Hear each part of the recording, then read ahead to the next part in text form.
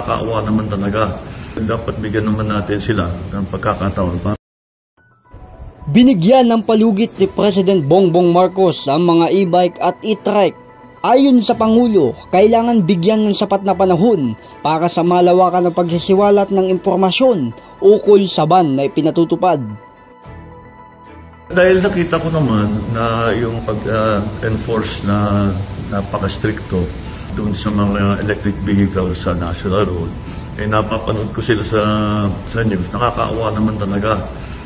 Git din ni PBBM na bawal muna tikitan ng mga driver ng e-bike at e-trike na ginagamit sa mga pampublikong kalsada.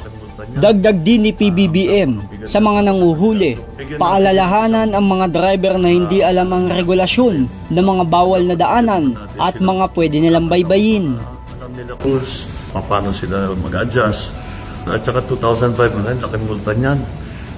Napakabigat na para sa kanila. So, bigyan natin silang isang buwan. Para din daw sa kaligtasan ng mga motorista at kaayusan ng bawat isa. J. Martin, JKRS, News and Public Affairs. At saka 2,500, laking multa niyan. Dahil nakita ko naman na yung pag-enforce na napaka-stricto doon sa mga electric vehicles sa National Road, napapanood ko sila sa news. Nakakaawa naman talaga.